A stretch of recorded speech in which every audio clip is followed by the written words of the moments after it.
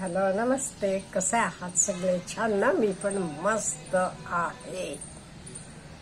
आज का नाही मी तुम्हाला असे एक 7 टिप्स सांगणार आहे.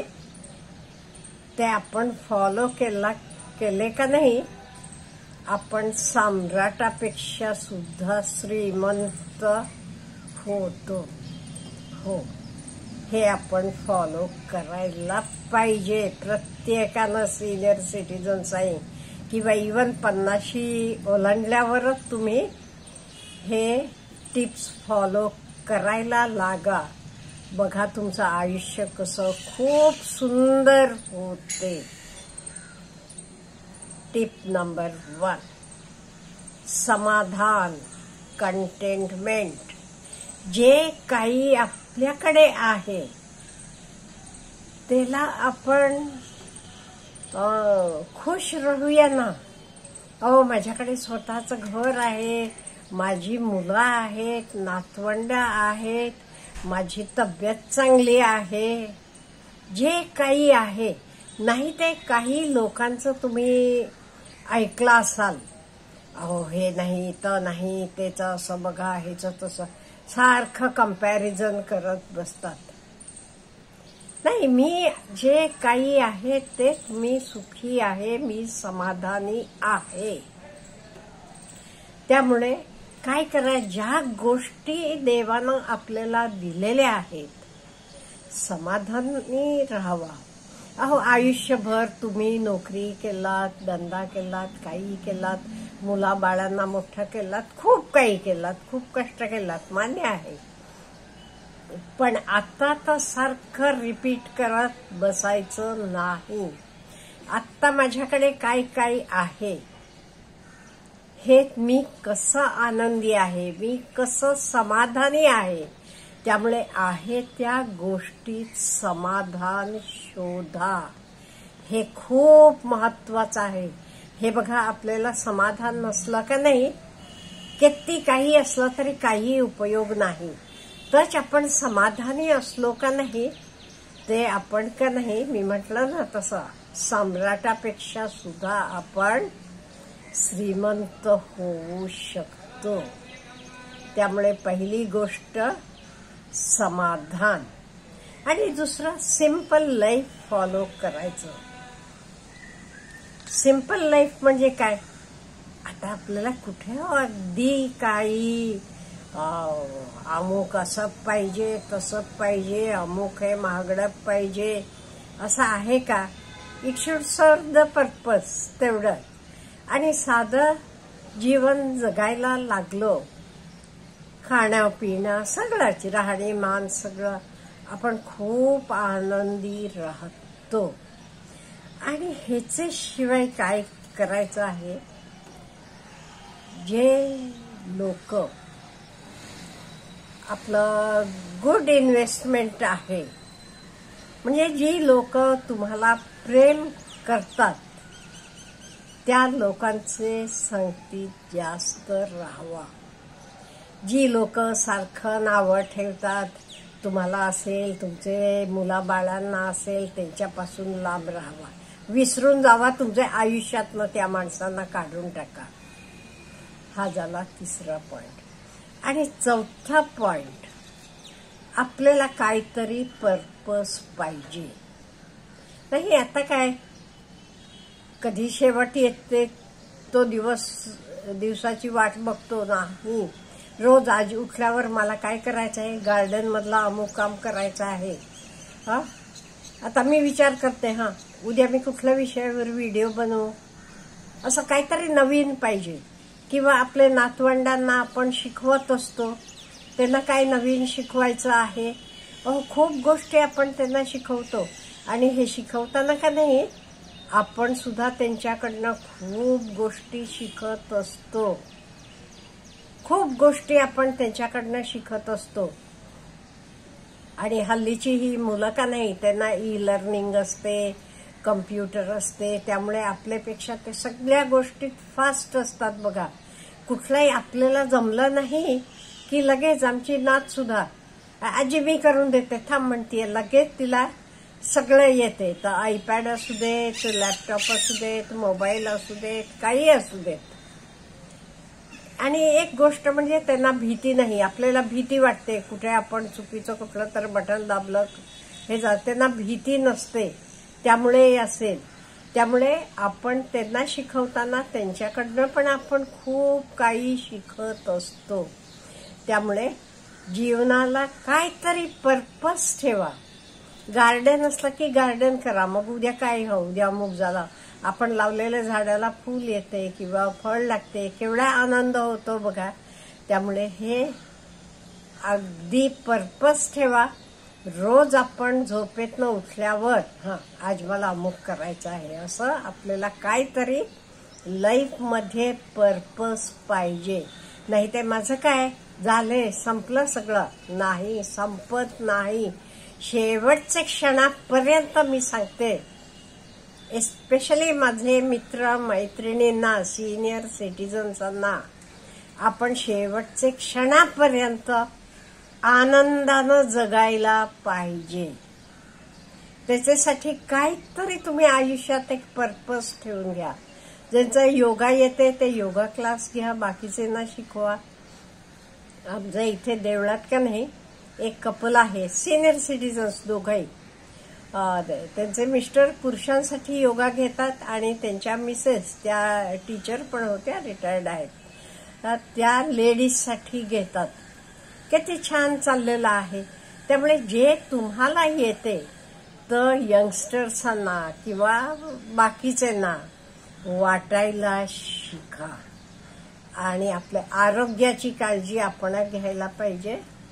त्यामुळे काय खायला पाहिजे, काय प्यायला पाहिजे, म्हणजे भरपूर पाणी प्यायला पाहिजे. हे सगळं आपलं आपण ठरवायचं असते. आणि आपलं जेवण खाण आपण एकदा कंट्रोलमध्ये ठेवलं का नाही, आपल्याला आजारपणा येत नाहीत. ज्यांना कन्नड येते त्यांना माहित असेल, कन्नडमध्ये एक म्हण आहे, ऊट बल्लवनिगे रोगविल्ल म्हणून. म्हणजे तुम्हाला जेवण कसं करायचं हे तुम्हाला कळलं का नाही, म्हणजे कधी कुठे किती खायचं हे कळलं का नाही, तुम्हाला कुठलेच आजारपण येत नाहीत. त्यामुळे मोडाची धान्य असतील किंवा इवन काय म्हणते फळं असतील किंवा काही ड्राय फ्रूट्स, हे सगळं कुठलं कधी किती खायचं हे आपण ठरवलं आणि कुठलं खायचं नाही हे सुद्धा आपण ठरवलं का नाही, आपलं हेल्थ एकदम चांगलं असते बघा. काहीही प्रॉब्लेम येत नाही. आवडीचं खावा नाही म्हणत नाही मी, पण लिमिटमध्ये असू देत काही. आता हे आपल्या वयाला आपण नॅचरली, म्हणजे तुम्हाला डायबिटीस नसलं तरी साखर कमी करायला पाहिजे, तळलेले पदार्थ कमी खायला पाहिजे. त्यामुळे आपणच जरा ठरवूया ना. साखर आपली जास्त कुठे जाते, चहा कॉफीत जाते. मग ओके, ठरवूया सकाळी एकदा चहा घ्यायचं, संध्याकाळी एकदा, अधूनमधून नाही घ्यायचं. गोड पदार्थ ओके, घरात केले तरी लाडू केले, एक लाडू खाल्ला बास आहे. अहो आयुष्यभर एवढं खाल्ले की मग काय. त्यामुळे प्रत्येकानं, म्हणजे प्रत्येकाचं शरीर प्रकृती ही वेगळी असते. त्यामुळे आपल्याला काय सोचते, आपले तब्येतीला काय योग्य आहे तर बघून आपण, आणि आपलं महाराष्ट्रीयन जेवण आहे का नाही हे खरं खूप चांगलं आहे. आता वरण भात, लिंबू, तूप, हे सगळं बघा किती व्यवस्थित बॅलन्स्ड फूड आहे आपला. पण हल्ली आपण काय केलंय, आपलं सगळं सोडलंय आणि बाकीचं काहीतरी खायला चाललेलो आहोत. कधीतरी खायला हरकत नाहीये, मी काही नावं ठेवत नाही कुठल्याही अन्नाला, कधीतरी ठीक आहे. पण आपल्या वयाला काय सोचते. आता माझं पर्सनल सांगते, तुम्हाला काय वाटतं हे तुमचं. आता कधी कधी पंजाबी वगैरे जेवायला जाऊया म्हणतात, जाते मी पण मला का नाही, तिथून जेवण करून आल्यावर असं जळजळलेगत वगैरे होते. त्यामुळे जाते मी, पण अगदी मी मोजकत खाते. मी काही जास्त नाही खात. मला जे काही आवडते तेवढ्याच खाते मी. आणि त्यामुळे हे आपण ठरवायला पाहिजे का, म्हणजे नको म्हणून त्यांचं मन मोडायचंही बरोबर वाटत नाही. मुलांनाही बरं वाटत नाही, आई नाहीये तर मग नको जायला असं होते. आपल्यामुळे तेही कशाला मन मोडायला पाहिजे, म्हणून जायचं. पण जे आपल्याला आवडते तेवढं खायचं. मग एकदा आपल्या आवडीनिवडी कळल्यावर त्यांनाही कळते, ओके आईला रोटी आवडत नाही, मग हिला चपाती द्या, असं आपोआप हे करतात ती मुलं पण. त्यामुळे आपल्याला कळायला पाहिजे आपण काय खायचं काय नाही. आणि एक महत्वाचं मी सांगते आपले सगळे मित्रमैत्रिणींना, रोज का नाही मला इथे दुखते तिथे दुखते म्हणत बसायचं नाही. का म्हणजे 60-70 नंतर कधीतरी पाय दुखत असेल, कधीतरी गुडघा दुखेल, काही कुठे हात दुखेल, हे सगळं नॅचरल आहे. पण त्याचं सारखं एक मोठा इश्यू करत बसायचं नाही. खरं बरं नसलं जावा डॉक्टरकडे, औषध घ्या. का म्हणजे रोज आपण म्हणत बसलो का नाही कोणाला त्याचा काही असं इम्पॉर्टन्स नाही मिळत. त्यामुळे जे काही आपल्याला होते तर आपण करायचं. म्हणजे कसं सगळ्यांना आपणही हवं असं वाटत असतो. आता नातवंडांचा अभ्यास घ्या. आता मला तर पर्सनली मला आवडते, त्यामुळे मी तिचा अभ्यास मी होऊन घेते. मलाही आवडते आणि तिलाही आवडते. आजी इज माय बेस्ट फ्रेंड म्हणते, आजी इज माय बेस्ट टीचर म्हणते. कुठलाही आजी तू सांगितलंस की मला छान समजते बघ म्हणते. मलाही खूप बरं वाटते.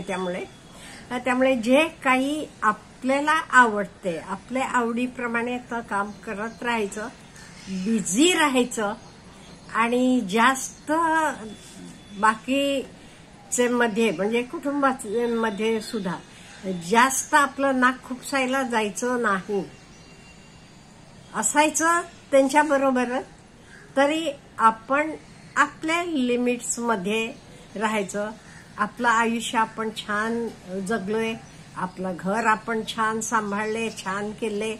आता काही आपल्याला पटलं नाही तरी एकदा दोनदा सांगा हवं ते, मग नाही ते सोडून टाका. आता हे त्यांचं आयुष्य आहे, त्यांचं आहे सगळं, त्यांचं ते करू देत. म्हणून जरा लेट इट गो करायला पण शिकायला पाहिजे.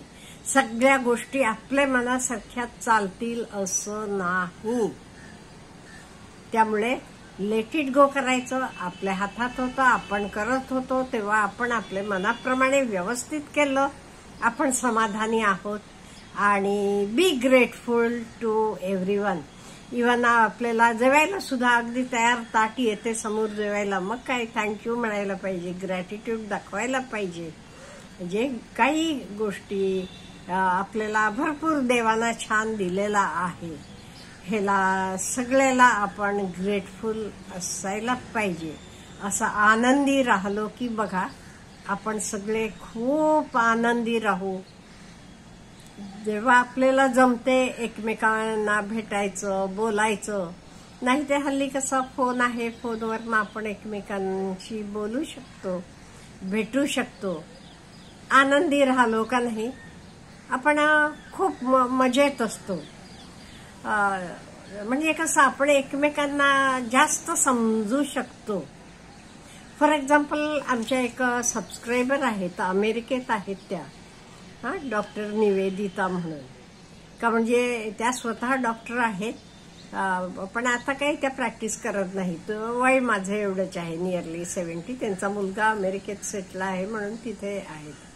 पण त्या फोनवर बोलायला लागल्या की तास दीड तास बोलतात. खरं आपली पूर्वी ओळख नव्हती, पण आता का समवयस्क आहोत, अगदी त्यांचाही पूर्वीचं सगळं सांगतात. मैसूरला कसं मेडिकल कॉलेजमध्ये असताना लव्ह झालं, मग लग्न झालं, अमुक सगळं. म्हणजे किती आपण क्लोज होऊ शकतो नंतरही. म्हणजे आपल्याला सुद्धा एकमेकांना शेअर करायला भेटतो आपण. त्यामुळे छान आपण आनंदी राहू शकतो. त्यामुळे हे टिप्स आपण फॉलो करूया आणि आपण सर्वजण आनंदी सुखी राहूया. Have a good day.